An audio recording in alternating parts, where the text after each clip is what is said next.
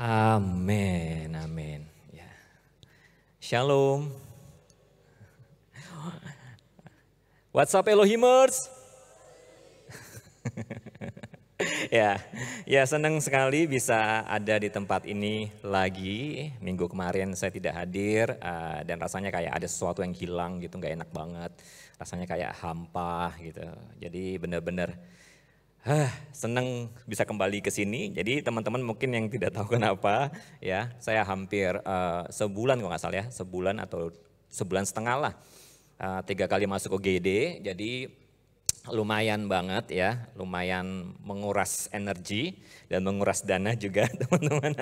Jadi karena sakit dan ternyata hari Rabu kemarin ketemu sama dokter spesialis dan dinyatakan bahwa saya mengalami peradangan di ginjal saya sebelah kanan, jadi itu bengkak banget gitu kan, itu yang bikin sakit. Jadi setiap kali beraktivitas nggak bisa sama sekali, dan sampai hari ini saya harus mengkonsumsi obat dan salah satunya harus ada painkillernya, kalau enggak pasti nggak bisa berdiri dan nggak bisa ngomong ya, jadi pasti tidur terus ya, bawaannya seperti itu. Dan puji nama Tuhan, senang banget didoakan oleh Om Frank, Tena, teman-teman juga berdoa buat saya, thank you banget. Juga ada yang datang ke rumah juga, thank you banget sudah buat rame, menghibur ya. Ya itu menguatkan sehingga saya harus benar-benar tidak boleh meng-cancel kalau saya harus sharing hari ini. Jadi waktu ditanya, Kak yakin mau hari Minggu mau sharing? Saya bilang iya, saya akan tetap sharing buat teman-teman semua. Dan kita tahu tema kita bulan ini adalah self image, dan selalu kalau kita ngomong soal self image itu pasti selalu konteksnya tuh seperti tadi ya, ayatnya Christian waktu di offering ya, itu di kejadian 1 ayat 26 sampai 27. Nah, itu ayat yang selalu dipakai untuk ngomongin soal self image ya, kebanyakan seperti itu ya. Tapi saya bacakan teman-teman, buat teman-teman semua di dalam terjemahan bahasa Indonesia masa kini, karena saya percaya kita semua adalah generasi masa kini. Amin. Kita bukan generasi old, kita generasi masa kini.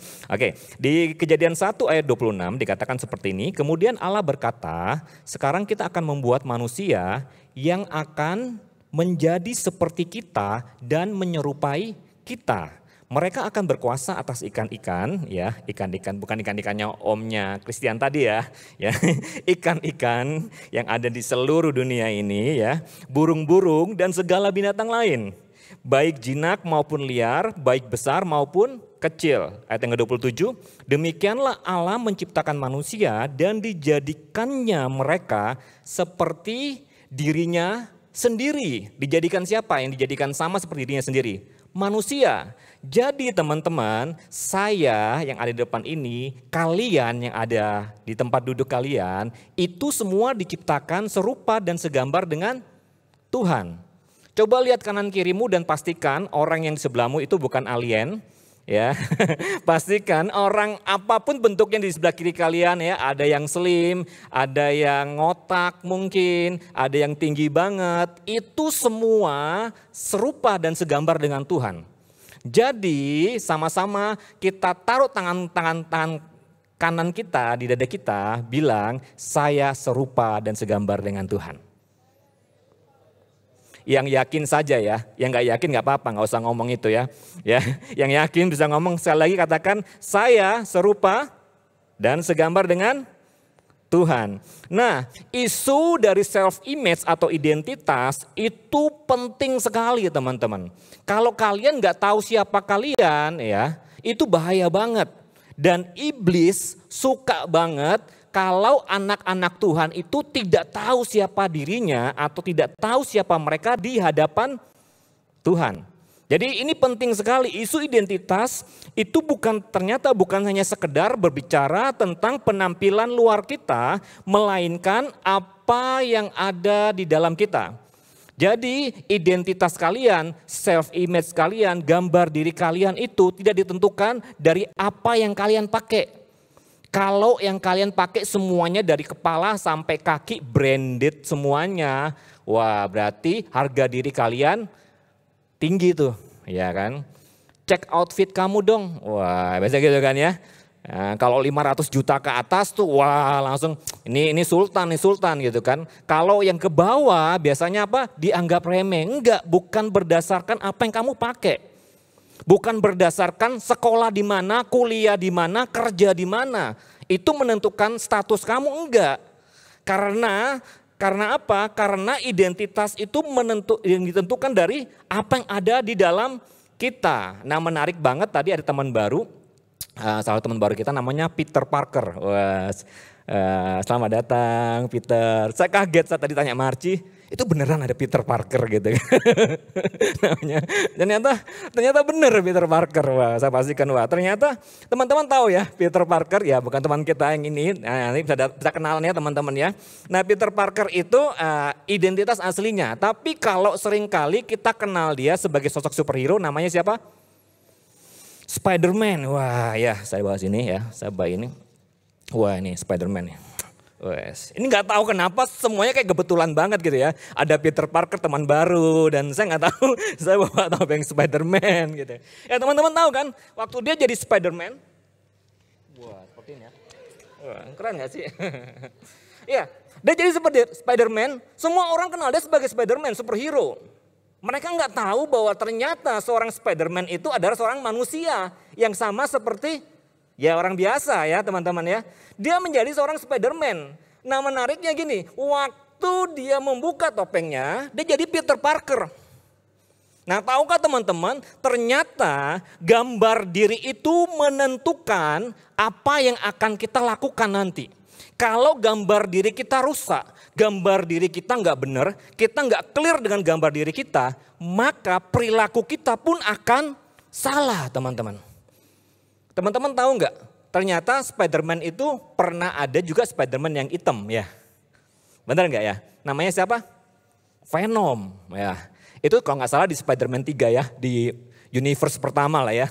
Ya, Spider-Man 3, itu kalau nggak salah Peter Parker pernah menjadi Venom. Ya, saya nggak ada topengnya, ada nggak ya? Oh nggak ada ya, nggak ada topengnya. Jadi dia pernah jadi seorang Venom. Gara-gara ini kenapa dia menjadi Venom? Kalau teman-teman nonton ya bisa nonton nanti ya streaming, kalian bisa lihat. Isunya adalah apa? Karena Peter Parker kepahitan. Peter Parker nggak terima karena apa? Om kesayangannya, uncle kesayangannya dibunuh oleh siapa? Sandman. Ya, kalau teman-teman pernah nonton itu pasti nyimak ya.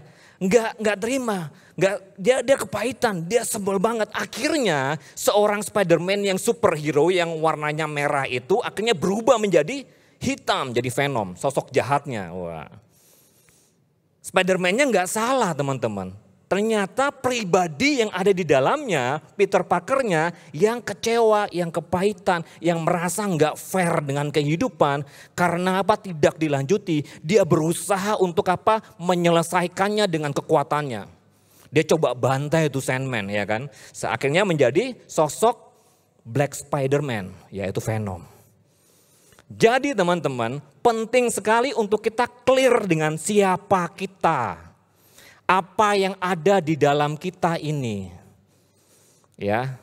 Jadi teman-teman jangan jadi juga seperti Joker ya, manusia baik yang seringkali tersakiti ya. Karakternya langsung buruk, langsung berubah jadi Joker. Kaldo kebanyakan nonton film ya. Ya, teman-teman, ya itu yang terjadi. Makanya kenapa penting sekali kita harus menyelesaikan apa yang ada di dalam diri kita. Gambar diri kita ini harus pulih. Nah Amsal 23 ayat yang ke-7 dikatakan seperti ini. Amsal 23 ayat yang ke-7 dikatakan seperti ini. Seperti orang yang membuat perhitungan dalam dirinya sendiri, demikianlah ia. Ia makan dan minum katanya kepadamu tetapi ia tidak tulus terhadapmu. Seperti orang yang membuat perhitungan dalam dirinya, demikianlah ia. Di dalam terjemahan New King James Version dikatakan for as he thinks in his heart, so is he. Jadi apa yang kita percaya tentang diri kita, kita akan jadi seperti itu. Kalau teman-teman menganggap diri teman-teman adalah orang yang gagal, maka kalian akan menjadi pribadi yang akan gagal. Nah, oleh sebab itu self-image itu berbicara tentang bagaimana seseorang berpikir tentang dirinya, demikian dia. Ya. Nah, saat kita berpikir tadi sekali lagi tidak berharga, maka semua yang keluar dari kehidupan kita yang kita lakukan akan selalu sesuatu hal yang tidak berharga. Kalau identitas kita itu pasti yang salah, itu pasti akan menghasilkan sebuah tindakan atau perilaku juga yang salah. Identitas atau gambar diri itu sama dengan kualitas yang menunjukkan siapa kita sesungguhnya. Nah, isu identitas manusia itu sudah ada teman-teman dari kejadian sejak manusia pertama diciptakan, yaitu di waktu Adam dan Hawa ya. Kejadian 3 ayat 4 sampai 5. Ini isu identitas. Kenapa ini penting sekali untuk setiap anak Tuhan tuh tahu siapa mereka di dalam Tuhan. Saya akan bacakan di ayat yang keempat. Tetapi ular itu berkata kepada perempuan itu, sekali-kali kamu tidak akan mati, tetapi Allah mengetahui bahwa pada waktu kamu memakannya, matamu akan terbuka dan kamu akan menjadi seperti Allah, tahu tentang yang baik dan yang jahat. Menarik sekali, iblis memberikan atau mempertanyakan isu identitas kepada Hawa. Padahal tadi di Kejadian 1 ayat 28 dikatakan apa? Manusia itu diciptakan serupa dan segambar dengan Allah. Tetapi iblis datang kepada manusia pertama, Adam dan Hawa ini untuk mempertanyakan lagi. Kalau kamu makan buah ini kamu akan jadi seperti Allah. Loh, mereka itu sudah sama seperti Allah. Tapi iblis mempertanyakan isu itu untuk apa? Supaya menciptakan kebingungan. Dan sampai hari ini iblis selalu melakukan hal yang sama kepada setiap kita, anak-anak Tuhan. Kalau kamu, ya kan, kalau kamu hidup terlalu jujur, nanti kamu susah untuk berhasil. Kalau kamu ya terlalu polos, terlalu benar, kamu nggak bisa bersaing dengan temanmu yang mainnya di area abu-abu, yang suka sogok sana, sogok sini, suap sana, suap sini. Udahlah, kotor dikit nggak apa-apa. Nah, kalau teman-teman masih di area yang seperti itu, ya itu iblis suka banget untuk apa? Menjatuhkan kita, dan selalu kayak gitu. Ya, caranya iblis. Iblis selalu berusaha keras untuk menghancurkan manusia dengan isu identitas dan kita mempertanyakannya. Kenapa? Pertanyaannya seperti itu. Kenapa sih? Sebab waktu kita mengenal baik diri kita dan apa yang Tuhan mau kita jadi, itu akan mengunlock semua potensi yang kita miliki. Jadi teman-teman sekali lagi film, tahu ya sosok Tarsan? Bukan Tarsan Betawi ya, ya mirip-mirip lah Tarsan Betawi ya, Benyamin ya. Tarsan gitu kan, Tarsan itu siapa teman-teman? Ya manusia lah ya, manusia yang hidup lama di hutan. Cuma menariknya kan Tarsan hidup di hutan dan berperilaku seperti gorila karena apa? Dia dibesarkan oleh seorang gorila, ibu bapaknya gorila ya. Kita lihat film berikut ini. Oh enggak ya.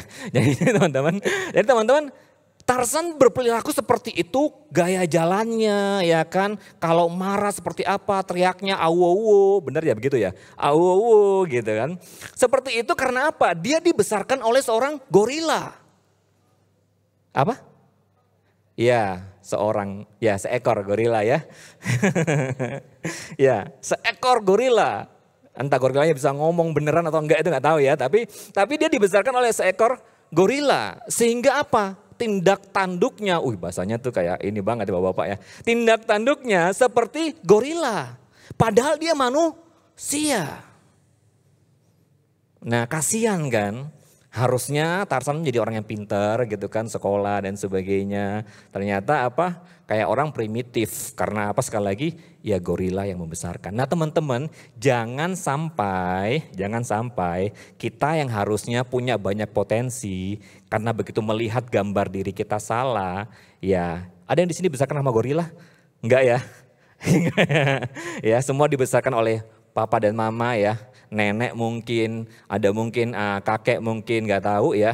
Tapi kita semua dibesarkan oleh manusia. Nah kalau kita dibesarkan dengan orang atau pribadi yang salah, jadinya seperti itu. Harusnya Tarsan pinter, tapi Tidak seperti perilakunya primitif, sekalipun dia superhero ya, tapi ya dalam tanda kutip bego banget gitu kan, otaknya nggak dipakai ya, sekalipun dia kuat. Nah penting sekali teman-teman untuk mengetahui identitas dari awal. Oleh sebab itu, identitas itu menentukan pola pikir dan pola pikir menentukan kebiasaan, sehingga kebiasaan itu menghasilkan sebuah ability atau kemampuan.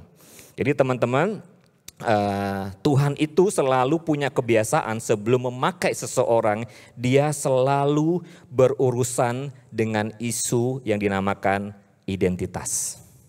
Contoh.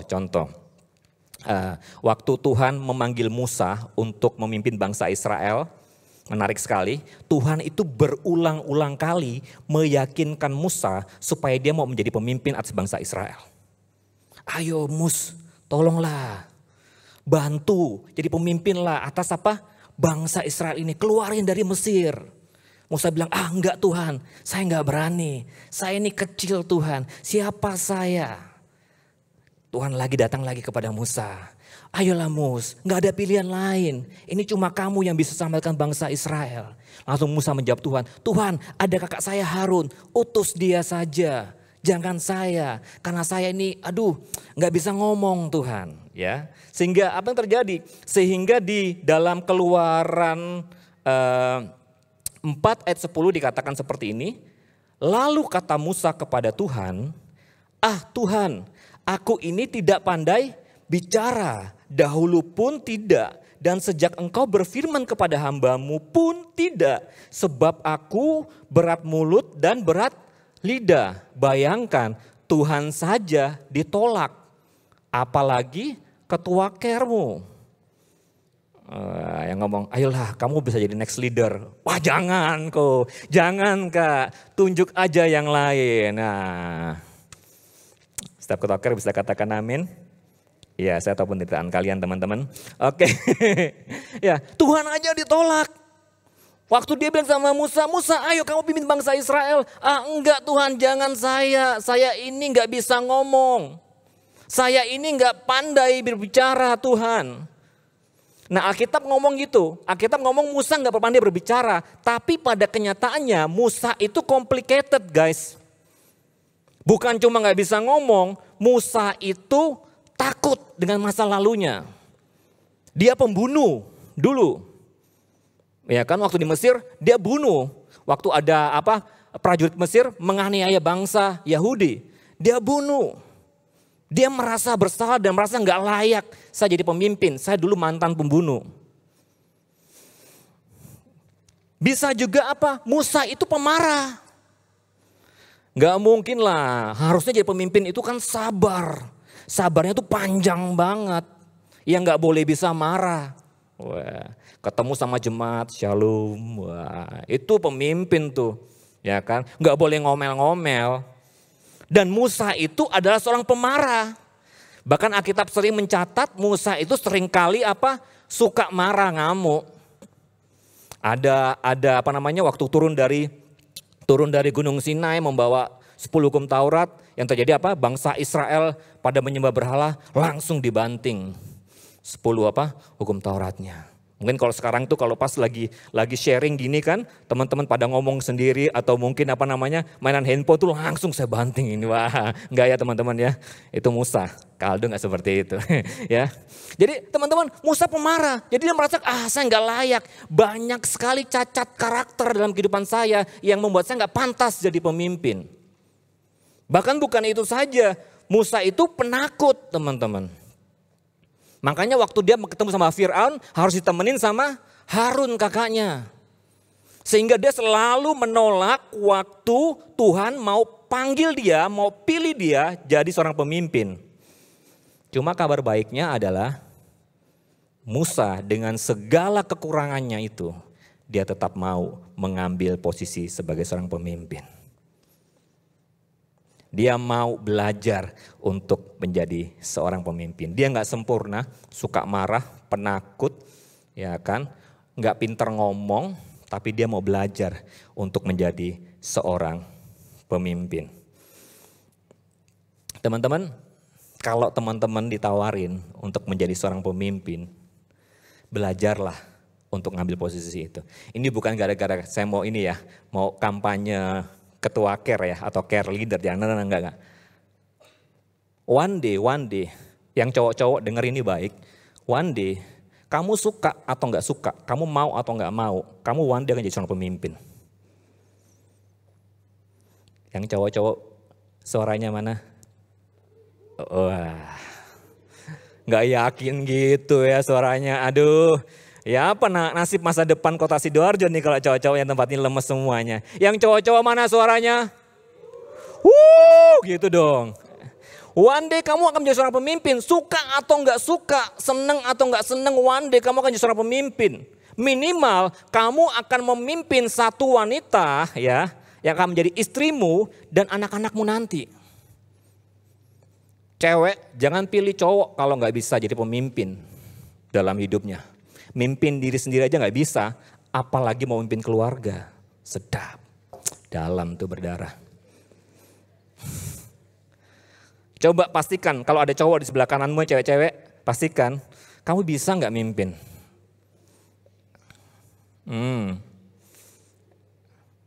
Karena suka nggak suka kamu kan jadi pemimpin. Tahu kenapa? Tahu kenapa enggak Hawa sampai terjebak dengan rayuannya iblis, dengan rayuannya ular? Karena Adam yang tahu segalanya, yang pernah dengar suara Tuhan, yang ngobrol sama Tuhan, enggak lakukan apapun waktu Hawa digoda oleh iblis. Saya pikir waktu itu Adam lagi repot kasih nama binatang. Saya pikirnya gitu, waktu saya baca lebih dalam, ternyata Adam itu lagi di sampingnya Hawa, dengerin juga tuh godanya iblis. Nah konyolnya dia tahu banyak, dia ngerti apa yang Tuhan sudah katakan, tapi dia nggak bilang gini, wah sayang, darling, babe, itu koyohannya, babe, tolong jangan dimakan, nggak boleh, itu jangan, tuh sesat. Udah kita nih serupa dan segambar dengan Tuhan, jangan, udah. Karena pemimpinnya diam saja, nggak ngelarang pasangannya untuk apa? Untuk makan buah itu, yang terjadi adalah apa? Ya kita semua menanggung dosa sampai saat ini teman-teman. Untungnya di Yesus sih yang sudah tebus dosa kita. Tapi kita masih punya kecenderungan untuk bisa berbuat dosa. Sekali lagi, pria, tanggung jawab kalian berat men. Jadi kalian mau nggak mau harus jadi pemimpin. Belajarnya dari kapan Kak? Dari sekarang belajarnya. Jangan tunggu nanti ya, mau merit 2 bulan lagi baru konseling bagaimana caranya menjadi calon suami yang baik. Wah telat guys. Yang cewek-cewek mau nggak rumah tangganya nanti one day dipimpin sama imam.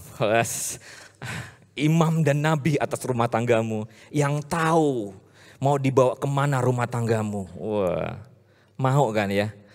Ya bukan cowok-cowok ya ala-ala drakor ya, tapi cowok-cowok yang ngerti banget mau dibawa kemana nanti. Ketika aku menikahi kamu dan punya anak-anak dari kamu, aku harus tahu mau dibawa kemana. Belajarnya dari kapan, pria? Sekarang. Kalau ditawari jadi ketua care, jangan nolak. Tenang aja, kalian gak ditawari jadi ketua care terus dilepas di hutan. Wes hidup dewe, kasih Alkitab, berdoa dan bagaimana jalankan care, udah minta tuntunan Tuhan aja. Enggak teman-teman. Kita berusaha belajar untuk sama-sama kita perlengkapi teman-teman untuk jadi pemimpin, untuk bisa memimpin orang lain. Yang ketua care, yang cowok-cowok ketua care, kalau ada di tempat ini, wah anaknya orang lain aja aku pimpin, apalagi kamu say. Wah tenang saja, saya pilihan terbaik buat kamu. Wah. Dan yang setiap cowok bisa katakan, amin. Oke teman-teman, pertanyaannya gini, bagaimana caranya kita bisa bertumbuh? Atau bagaimana kita menumbuhkan gambar diri yang benar. Saya cuma kasih 3 poin, semoga ini cepat banget. Nggak kayak orang sakit saya ngomong ya. Ya semoga ini cepat banget. Yang pertama, Firman Tuhan, teman-teman. Ini akan selalu diomongin, klasik banget isunya. Tapi mau gak mau kalian harus hidup dari firman Tuhan. Kenapa? Karena gambar diri kita ditentukan dari pencipta kita. Pencipta kita siapa? Tuhan. Oleh sebab itu kita harus tahu apa yang firman Tuhan katakan buat kehidupan kita. Nah teman-teman, kalau beli produk atau beli apapun itu bentuknya kira-kira ada buku panduannya atau enggak? Ada ya, beli motor juga kan ada buku panduannya ya. Beli mobil ada buku panduannya, beli handphone ada buku panduannya. Pertanyaannya kalian baca atau kalian skip aja? Skip aja ya, benar ya. Kalau pas lagi bingung baru dicari ya. Nah teman-teman kan pasti semua itu pasti punya buku panduannya seperti ini ya. Ini apa nih? Ya printer. Nah ini kebiasaannya gini. Ya ini printernya Kak Niki beli waktu itu printer. Kebiasaannya gini. Dan ini naturalnya kita manusia ya. Waktu printer itu ada masalah, Kak Niki gak baca buku ini. Dia pasti apa? Nanya suaminya. Say, ini printernya kok macet ya? Ini kok kertasnya gak bisa keluar ya? Itu cara paling gampang. Tapi saya percaya kalau dibaca buku panduan ini, wah. Dia nggak perlu suaminya. Oh jangan ya sayang, jangan. Dia nggak butuh di area itu. Tapi terkadang pria butuh ya, merasa dibutuhkan tuh penting banget buat pria. Wah, merasa kayak wah, I'm hero, I'm Spider-Man ya. Ya, kalau dia baca mungkin buku ini dengan gamblang, dia akan bisa solve the problem dengan cepat. Kenapa kertasnya nggak keluar? Oh mungkin tintanya habis. Bagaimana cara mengganti tintanya? Dibaca semuanya. Semuanya itu ada di buku panduan ini. Sama halnya dengan kehidupan kita. Kalau kita mau mengerti apa yang menjadi maksud Tuhan, bagaimana kita harus bertumbuh di dalam Tuhan, simple. Baca buku panduannya guys. Pertanyaannya, baca firman setiap hari Minggu aja atau setiap hari? Nah, kalau susah, tanya pendeta. Kak kenapa sih? Ya. Tujuan hidup itu sulit untuk ditemukan. Loh, semuanya tuh ada di sini kalau kalian baca. Kita kan mau yang instan ya. Bingung udah tanya Om Frank aja. Om, gimana Om gitu kan? Gampang ya. Itu yang terjadi. Seringkali kita tidak mau membaca firman Tuhan padahal firman Tuhan itu bagus. Menarik sekali waktu isu tentang gambar diri atau isu tentang self image datang kepada Yesus, Yesus jawabnya pakai firman Tuhan. Di Matius 4 ayat 3 sampai 4. Matius 4 ayat yang ketiga sampai 4 dikatakan seperti ini. Lalu datanglah si pencoba itu dan berkata kepadanya, jikalau engkau anak Allah, perintahkanlah supaya batu-batu ini menjadi roti. Lihat ini. Tetapi Yesus menjawab siapa? Iblis. Ada tertulis manusia hidup bukan dari roti saja, tetapi dari setiap firman yang keluar dari mulut Allah. Teman-teman kalau diintimidasi sama iblis, dibilang gini, kamu itu anak yang gagal. Kenapa? Karena orang tuamu broken home. Hidupmu pasti gagal. Teman-teman, kalau nggak pernah baca firman Tuhan, kalian mau hadapin dengan apa? Positive vibes saja gitu kan. Dengar Mario Teguh, wah motivasi. Wah saya punya masa depan, saya punya pengharapan. Enggak, itu enggak cukup kuat. Kalian harus baca firman Tuhan. Masa depan itu sungguh ada dan harapan itu tidak akan pernah hilang. Engkau akan dibawa naik dan tidak turun. Itu kata firman Tuhan. Engkau akan menjadi kepala dan bukan ekor. Orang mau bilang gini, kamu gak bakal sukses. Orang tuamu tukang beca. Tapi firman Tuhan berkata apa? Engkau akan menjadi kepala dan bukan ekor. Kalau nggak pernah baca firman Tuhan, kamu nggak punya kekuatan. Iblis intimidasi kalian, selesai hidupmu. Hancur berantakan pasti. Oleh sebab itu sekali lagi untuk mau punya gambar diri yang benar, jangan lupa baca firman Tuhan. Yang kedua teman-teman. Yang kedua untuk kita bertumbuh di dalam gambar diri yang benar dan gambar diri yang sehat adalah kita perlu yang namanya hadirat Tuhan. Hadirat Tuhan itu adalah encounter dengan Tuhan, yaitu mengalami perjumpaan pribadi dengan Tuhan. Teman-teman harus mengalami ini. Setiap kali kenapa kita datang ibadah, kita perlu penyembahan, kita perlu worship, kita perlu deep, cari Tuhan sungguh-sungguh. Kenapa? Karena itu terletak ada kekuatannya buat setiap kita. Teman-teman, di dalam Kejadian 17 ayat yang kelima, menarik sekali. Ini ada beberapa tokoh yang benar-benar mengalami encounter dengan Tuhan. Mengalami perjumpaan dengan Tuhan. Kejadian 17 ayat 5. Di ayat yang kelima dikatakan seperti ini. Karena itu namamu bukan lagi apa? Abram, melainkan Abraham. Karena engkau telah kutetapkan menjadi bapa sejumlah besar bangsa. Wah, ini lagi happening, lagi viral ya. His only son. Wah, ini lagi happening nih. Teman-teman tahu nggak? Abram itu memang pada waktu itu belum punya anak. Namanya Abram. Dan suatu kali ketika dia bertemu dengan malaikat Tuhan dan mereka datang ke rumahnya Abram jamu makan, Abram kasih semua yang terbaik yang dia punya. Dan apa yang terjadi? Dan mereka pergi habis itu. Waktu mereka pergi habis itu Abram penasaran. Ini maksudnya apa? Kenapa mereka datang? Nah, waktu mereka ketemu sama Abram, langsung salah satunya tertegun atau mungkin tergerak dengan belas kasihan dan berkata kepada Abram, aku harus sampaikan suatu pesan yang luar biasa ini. Dia bilang gini, Abram, namamu bukan Abram lagi, tapi namamu Abraham. Karena apa? Karena engkau akan kutetapkan menjadi bapa sejumlah besar bangsa. Padahal waktu itu Abraham belum punya anak, usianya juga sudah tuir.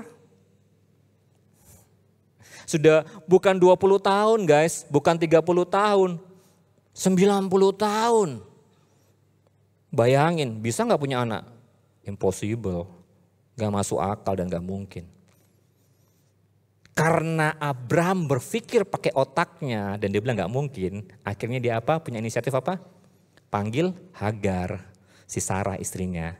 Oh, mungkin maksud Tuhan itu kamu bisa punya anak, bisa punya keturunan lewat Hagar. Nah, dari Hagar itu lahirlah Ismail. Nah, kita lanjutin gak nih? Nah, nanti kan nonton di Only Son aja ya. Nah, jadi itu menjadi kasus. Akhirnya apa?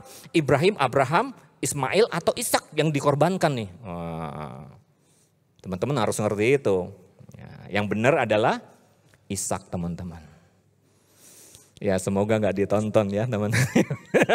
Tapi yang benar itu Ishak. Itu anak perjanjiannya antara Tuhan sama Abraham. Menarik sekali. Di sini kita belajar satu hal. Sebelum Tuhan ya merubah perilakunya atau kejadiannya, Tuhan lebih dulu merubah gambar dirinya. Abraham belum punya anak, tapi Tuhan sudah ngomong, one day kamu akan jadi bapa atas bangsa-bangsa. Ya, Tuhan ubah dulu self image-nya, gambar dirinya Abraham. One day kamu akan menjadi bapa bagi bangsa-bangsa. Lu pada kenyataannya saya belum Tuhan. Udah, kamu akan menjadi seperti apa yang aku katakan. Nah, kalau kita nggak pernah bertemu sama Tuhan, mau dengar yang kayak gitu-gitu dari mana coba? Yang jadi apa? Nanti akan muncul Hagar-Hagar di dalam kehidupan kita yang kita andalin logika. Akhirnya jadi fatal kehidupannya. Oleh sebab itu penting sekali untuk kita bertemu dengan Tuhan. Kejadian 32 ayat 27 sampai 28 ini juga menarik.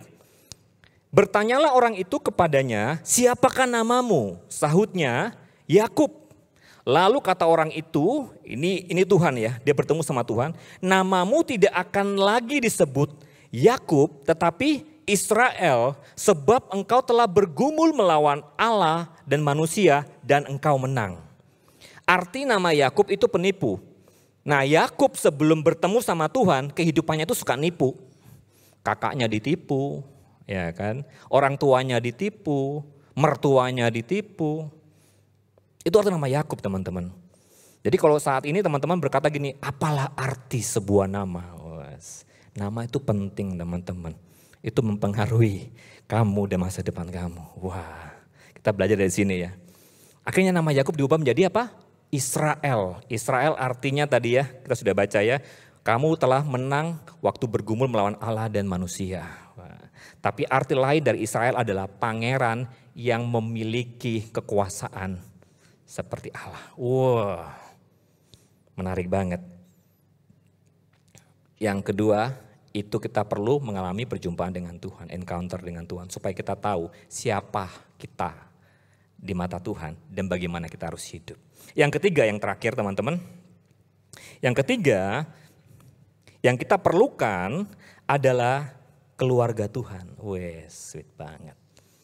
Untuk kita bertumbuh di dalam gambar diri yang benar, yang kita butuhkan adalah keluarga rohani atau keluarga Tuhan dan rumah rohani untuk kita pulang dan bertemu dengan orang tua rohani kita di dalamnya. Kenapa? Ini penting karena seringkali banyak orang yang terhilang justru malah menjauh dari rumah rohaninya. Menjauh dari komunitasnya, menjauh dari ibadah. Padahal yang mereka butuhkan adalah harus pulang kembali ke rumah rohani. Kalau teman-teman hari-hari ini ketemu sama teman-teman kalian yang Kristen, yang sudah lama, bahkan sudah berabad-abad tidak pernah ke gereja lagi.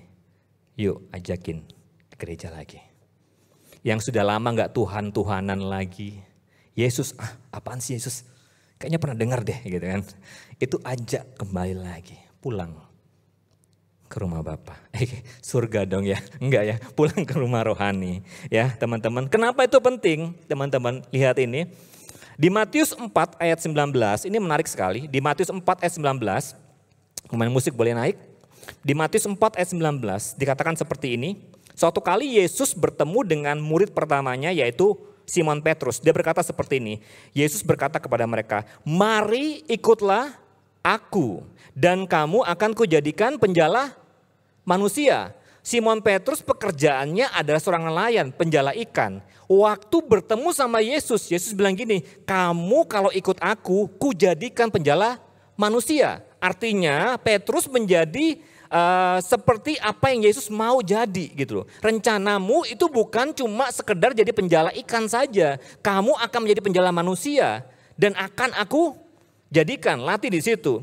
Nah menariknya sepanjang perjalanan pemuritan mereka selama 3,5 tahun, waktu Yesus mati di atas kayu salib dan naik ke sorga, menarik sekali.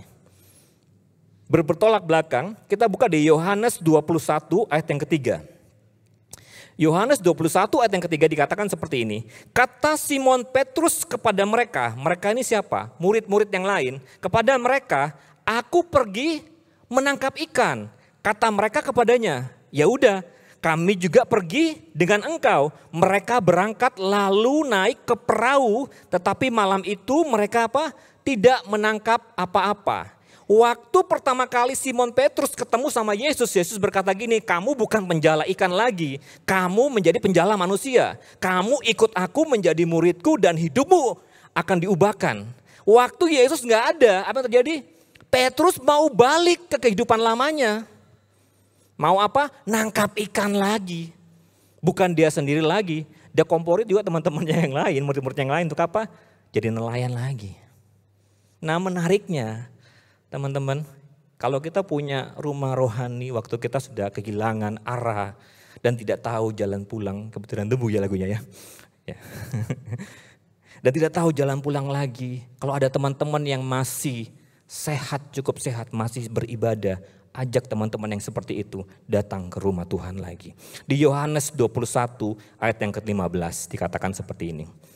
Ya, ini urutan ya Matius ya sampai ke Yohanes 21 ayat 15 dikatakan seperti ini.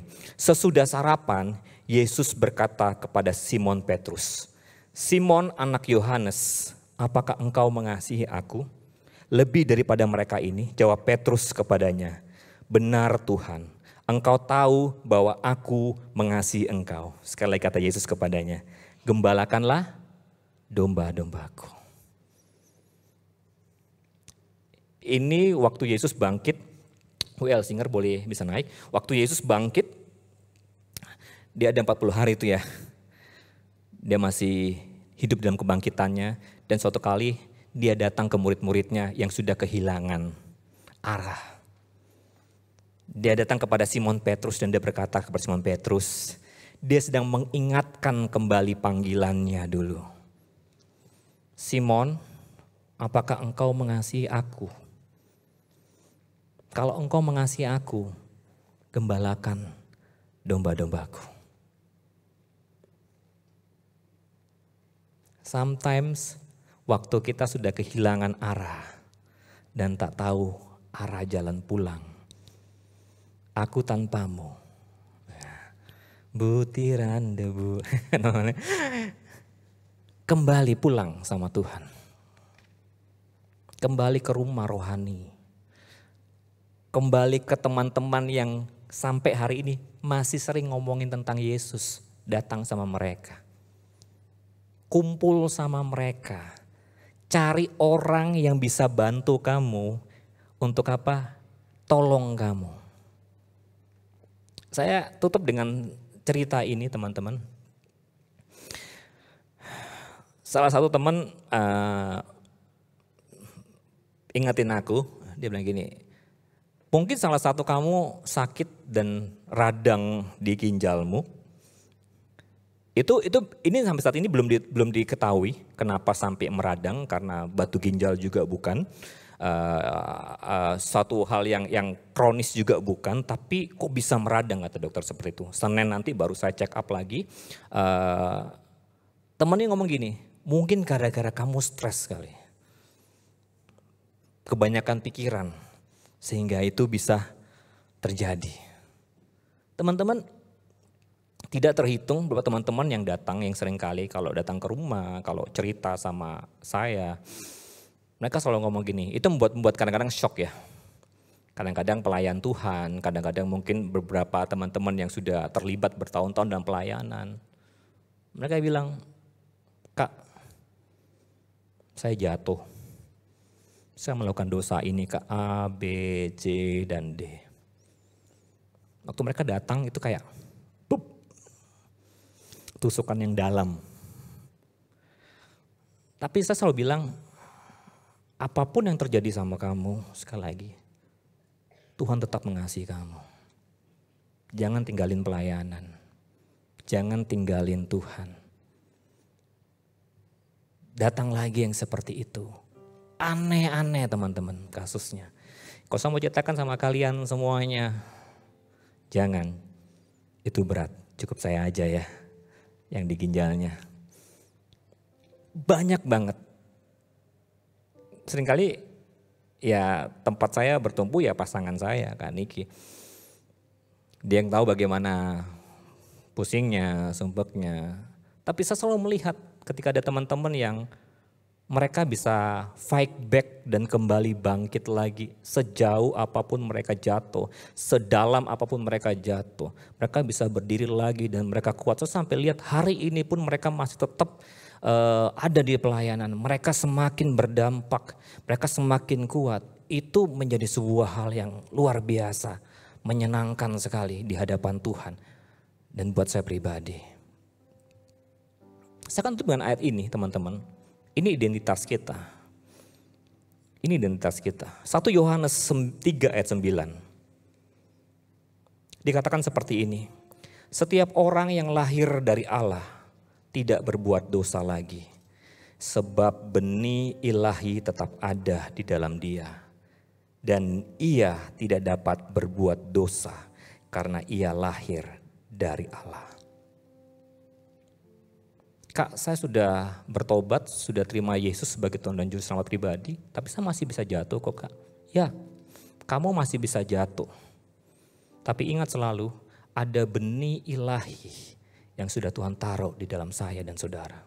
Waktu kamu melakukan sebuah tindakan yang dosa, yang melanggar, yang tidak menyenangkan hati Tuhan, ada struggling di sini, ada pergumulan di sini, ada hal yang bertentangan di sini.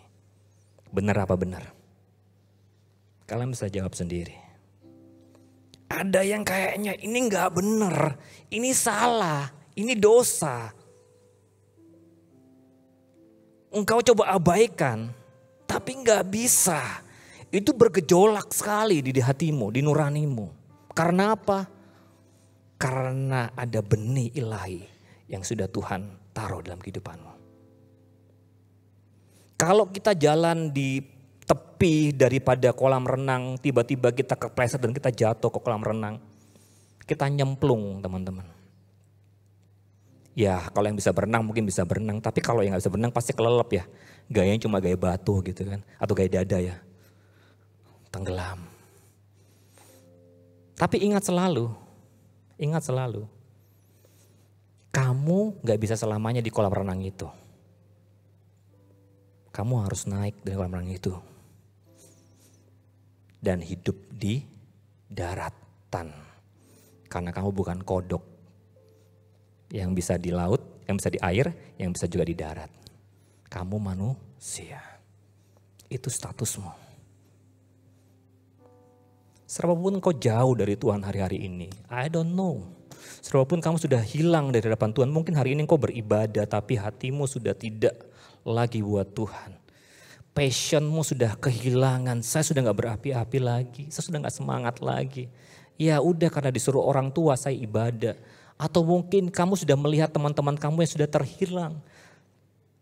Come on, saya percaya nuranimu yang sudah bertobat dan terima Yesus sebagai Tuhan dan Juru Selamat pribadi itu gak akan pernah bisa tinggal diam. Itu akan meronta-ronta. Sejauh apapun engkau hari ini jauh daripada Tuhan, yuk kembali pulang. Yuk datang ke hadiratnya. Tuhan tetap mencintai engkau apapun keadaanmu. Yesus bilang gini, sekalipun engkau tidak setia, aku tetap setia. Artinya, sekalipun engkau jauh daripada Dia, aku akan tetap menunggumu. Sebab apa? Because you are the child of God. Amin. Mari saya untuk bangkit berdiri. Kita nyanyikan pujian ini.